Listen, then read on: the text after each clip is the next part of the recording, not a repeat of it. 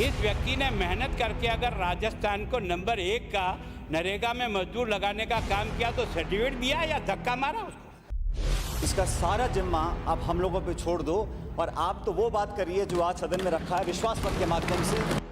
नमस्कार, राजनीतिक खबरों के सबसे दिलचस्प ठिकाने में मैं रूपेश मिश्रा आप सभी का स्वागत करता हूं। सूबे की गहलोत सरकार ने विश्वास जीत लिया है और सरकार अब अगले 6 महीने के लिए बिल्कुल सेफ मोड में जा चुकी है। लिहाजा कल सत्र आहूत किया गया और इस दौरान कई रोचक वाकये देखने को मिले। सब लोगों की निगाहें जाहिर तौर पर इस बात पर टिकी थी कि कल का सत्र कैसा होगा, क्योंकि बेहद रोचक होने वाला था। इतनी बड़ी सियासी उठापटक के बाद सत्र आहूत हुआ और खास बात यह रही कि इस दौरान सूबे के मुख्यमंत्री अशोक गहलोत, उप मुख्यमंत्री सचिन पायलट, वसुंधरा राजे सहित तमाम जो कद्दावर नेता हैं वो मौजूद रहे और उन्होंने सदन में अपनी बात रखी। लेकिन इसी दौरान एक रोचक वाकया भी हुआ जब सचिन पायलट को खुद खड़ा होना पड़ा और यह कहना पड़ा कि हमारी पार्टी में क्या चल रहा है, कैसी स्थिति है, इससे आपको लेना देना नहीं होना चाहिए। यानी हमारे कहने का मतलब यह है कि आप इस चीज़ की चिंता छोड़ दीजिए, हम आपस में निपट लेंगे, हम आपस में बातचीत कर लेंगे। दरअसल इसकी शुरुआत होती है नेता प्रतिपक्ष गुलाब चंद कटारिया से।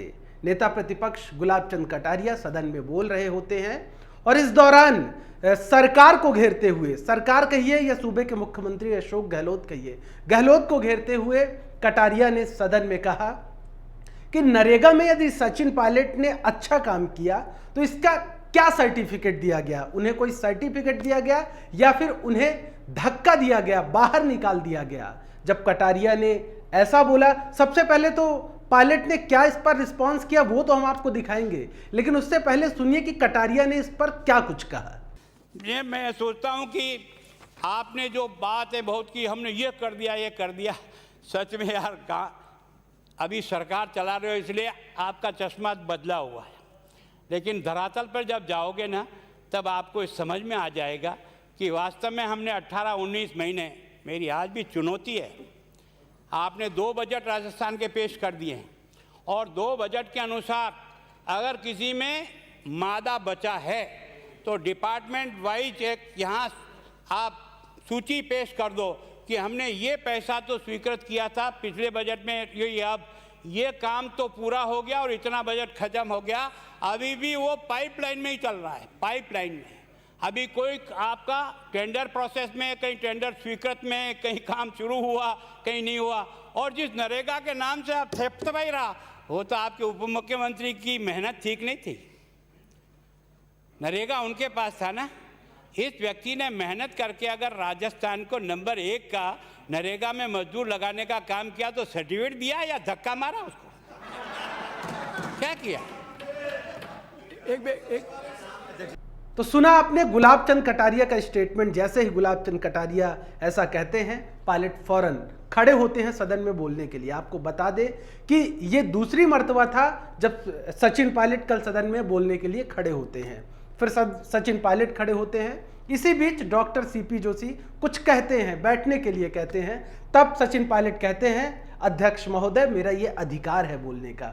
लिहाजा पायलट खड़े होते हैं और पायलट ये कहते हैं कि उनकी पार्टी में क्या चल रहा है, क्या नहीं चल रहा है, उसकी चिंता विपक्ष को नहीं करनी चाहिए, बल्कि विपक्ष को सरकार के गुण और अवगुणों पर चर्चा करनी चाहिए। क्या कुछ कहा सचिन पायलट ने, अब उसे सुनिए।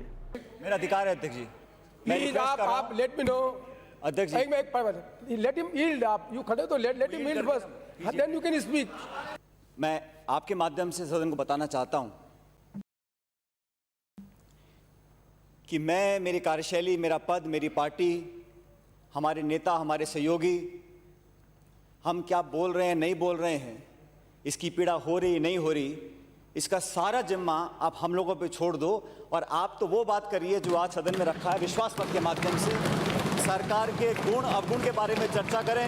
मैंने नेता प्रतिपक्ष के यील्ड होने के बाद अपनी बात को रखा और मैं इस सदन को बताना चाहता हूं कि जो कहा नहीं कहा, इसकी पीड़ा होनी नहीं होनी चाहिए, वो मेरे पे निर्भर करता है। मैं ये चाहता हूं कि ये जो विश्वास प्रस्ताव है इस पर सरकार के गुण अवगुण पर चर्चा करें तो शायद जनता और प्रदेश देख सकेगा हम क्या कह रहे हैं क्या नहीं कह रहे हैं। तो सुना आपने सचिन पायलट ने भी अपनी बात रखी, फिर वो बैठ जाते हैं। लिहाजा कहीं ना कहीं जो पक्ष और विपक्ष के बीच का कल सदन में टकराव देखने को मिला, उससे एक चीज स्पष्ट होती है कि विपक्ष कहीं ना कहीं अब ये चाह रहा है कि जो पायलट और गहलोत के बीच का जो झगड़ा है वो लगातार आगे बढ़ता रहे। लिहाजा विपक्ष ने इस पर तंज कसने की कई बार कोशिशें की। यदि बात की जाए सतीश पुनिया की, तो सतीश पुनिया ने भी पायलट गहलोत के सियासी तलखियों पर ज़्यादातर बात की। कटारिया का भी जो भाषण था वो पायलट गहलोत के इर्द गिर्द ही घूमता रहा। वहीं बात की जाए राजेंद्र राठौड़ की, तो राजेंद्र राठौड़ ने भी पायलट गहलोत के सियासी रिश्तों पर जमकर तंज कसा है। दोस्तों, राजस्थान की सियासी उठापटक पर हमारी पैनी निगाहें अभी भी बनी हुई है। हर दिलचस्प खबर हम आपके समक्ष लेकर हाजिर होते रहेंगे। नमस्कार।